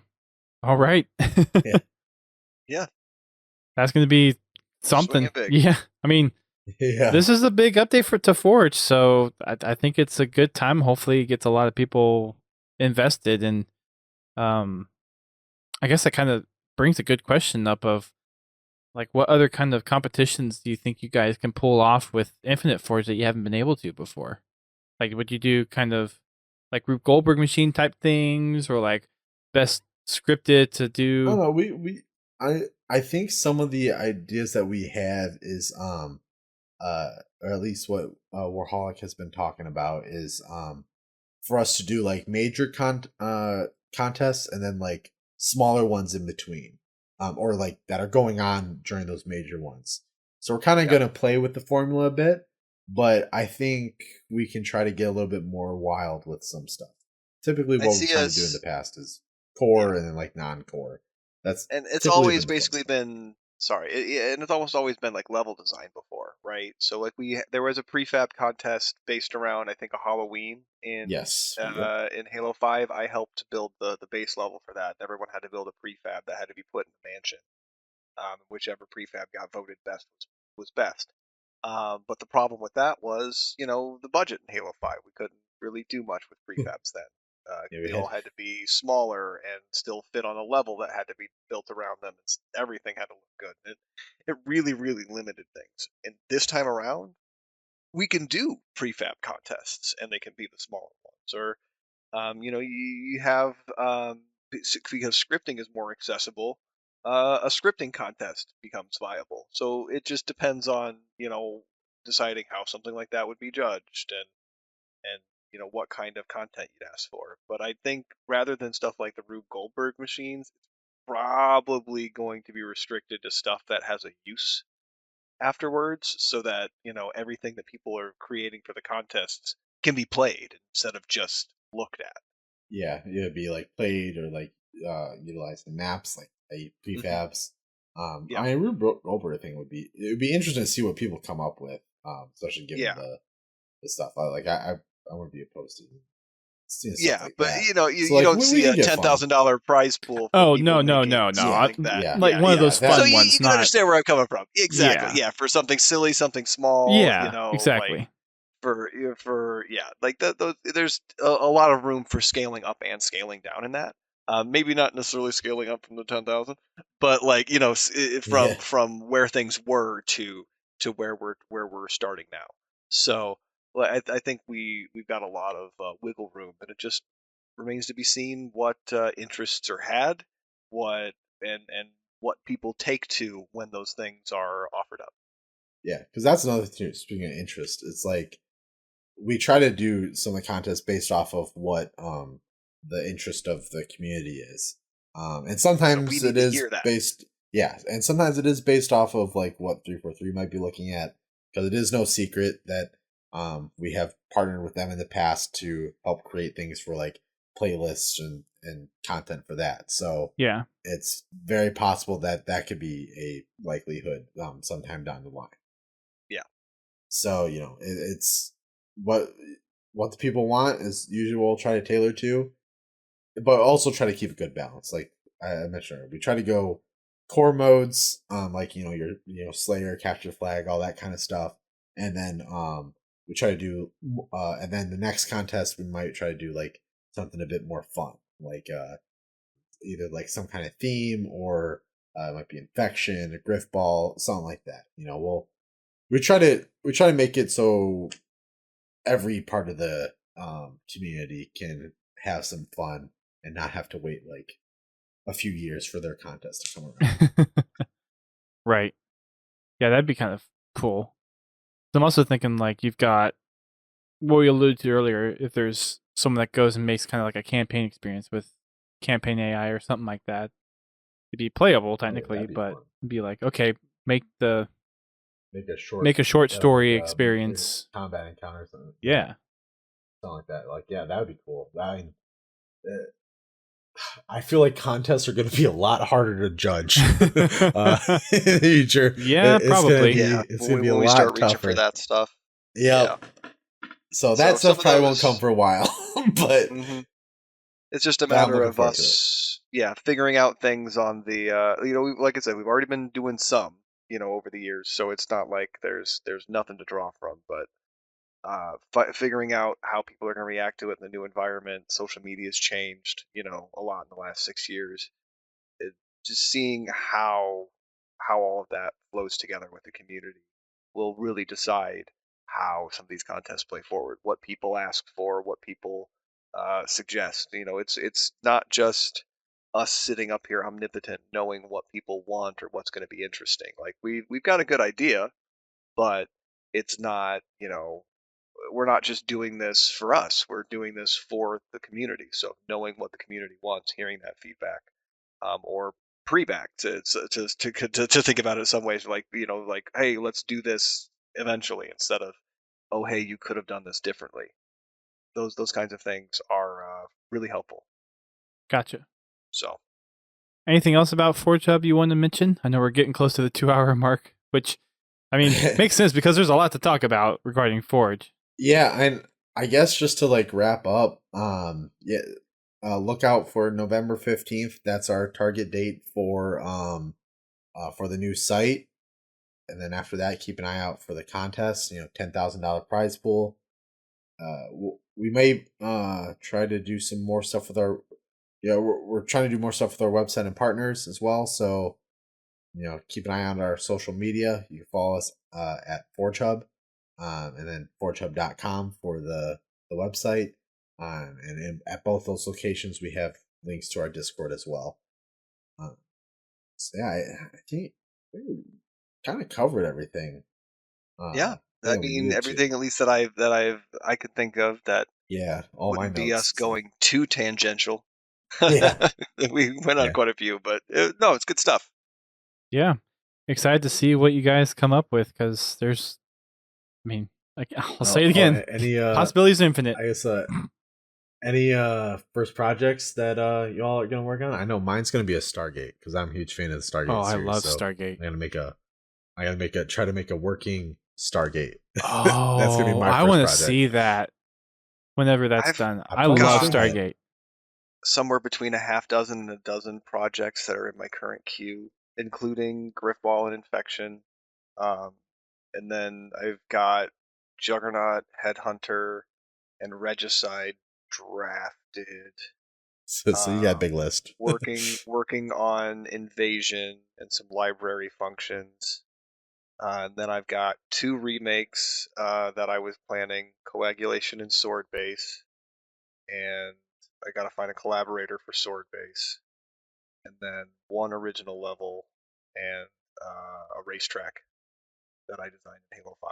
Oh, and then the Tron Goose, the light cycle game mode that I was drafting in Halo 5 around the time Infinite release. Very good.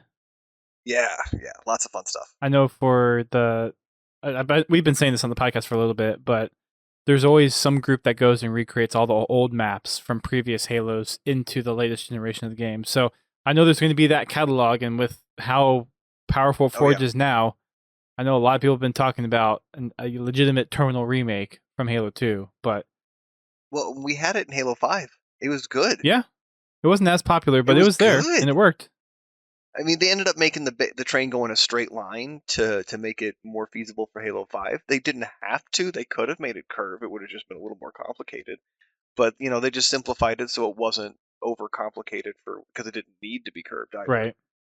So, yeah, like doing that in Infinite's going to be fine. It's just a matter of the movement physics for the train and how it's going to have to operate. So, there's more stuff to figure out there, but it'll be really interesting to see. There's already a lot of remakes that have been partially drafted or, quote unquote completed in the flight build that, someone could just go in and select the object, look at the coordinates and the scaling and start typing stuff in, and then an object just goes to that spot, you know what I mean, in their retail build. And then some people are working on tools to like import those MVARs and then save them somehow, and other Blender tools. So hopefully that kind of stuff comes across, because remakes with being able to say load up Blender next to your game, like that Reach Blender tool that currently exists, and place an object in Blender and it copies it over to your game and you can manipulate it there. So you can just make a bunch of scaled triangles or put a bunch of points in different spots to kind of like plot out where your terrain's supposed to be, and then just kind of use that connect the dots situation to trace your terrain into place and then delete the dots as you go. Like that kind of stuff is going to be really cool to see get used. Because that's, I think, how Quatsy's doing it for Last Resort. A lot of that was used for the High Ground remake and a bunch of other measurement techniques that have been. So I'm stoked to see where it's going to go. So they basically like had the game open in one Xbox, and then they basically just manually made dots in Forge in the new Forge. Is that? Well, no, like that's what you could do. Oh, okay. Say if you built something in the flight build and you wanted to port it to the retail build, you could just load up the same canvas on both, or load up your level and load up the same canvas in retail. Even Oh, if you just did it painstakingly on do one it of the dev manual. levels Got it. and just manually Yeah. like input the coordinates and the scaling and the rotation, Gotcha. and then make your level into a prefab and move it around or copy it to a different canvas or I gotcha. change the objects out and stuff like that. But you could just do that kind of thing manually. Yeah, that makes sense. So, but there's also tools that people have made to make it work otherwise. Okay. It'd be cool to have some kind of actual integration, like being able to. Yeah, I saw this in the FAQ, which is why I'm bringing it up. But people were asking, "Hey, can I use Maya or Blender to make some kind of custom object and then inject or import that into Infinite?" So maybe one day. What we're seeing is people using Blender, and they had success with the flight builds, the leaked builds that people were entering, but those all ran in a local context rather than running on the server. So it remains to be seen if those tools are going to be viable in the retail build.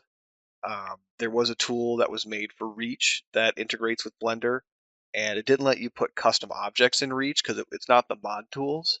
But what it did let you do was you could place, you had a palette in Blender that was just the Reach palette, and you could place those objects and you could manipulate them in Blender, and you would see that happen live basically in your Reach game. Duquesne made some tutorials on it.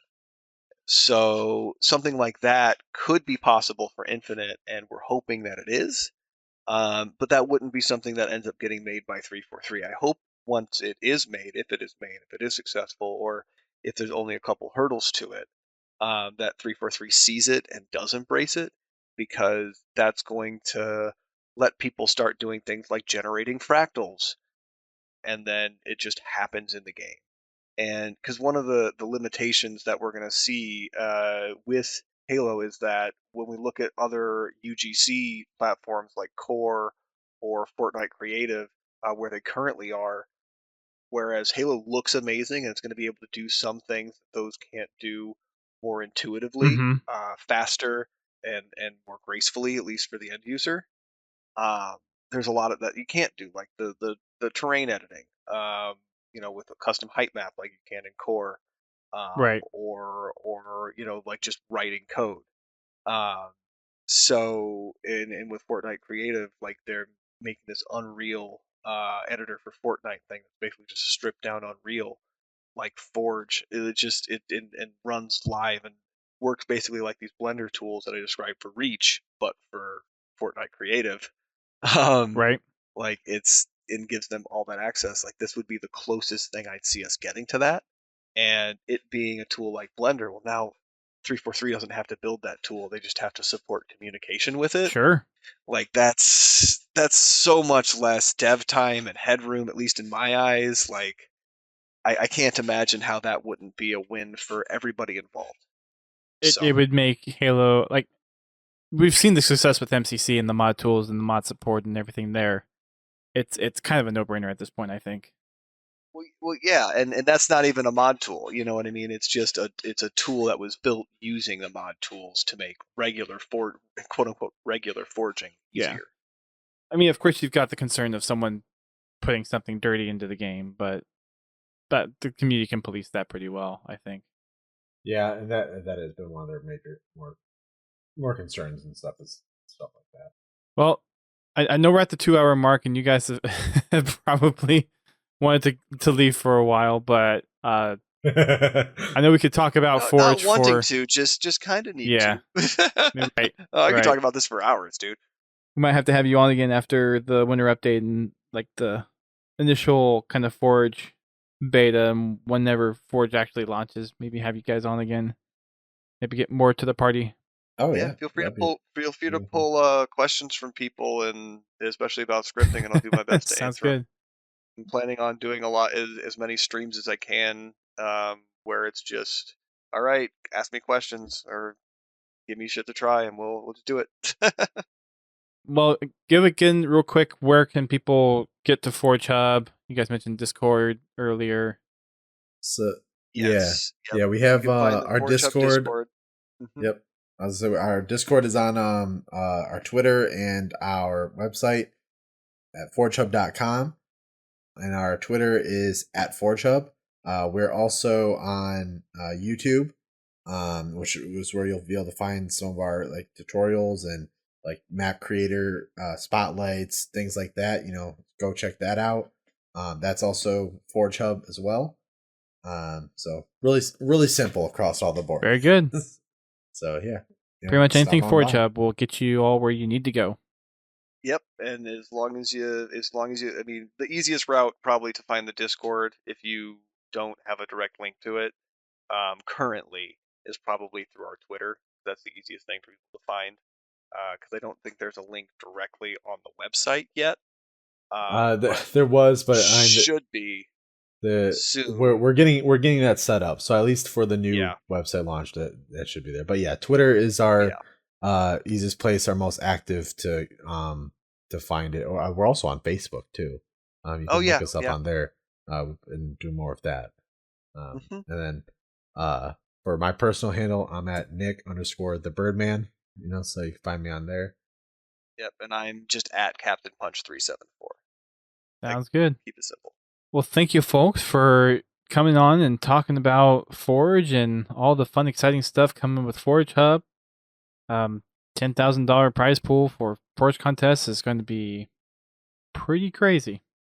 Can't wait to see what comes out of those.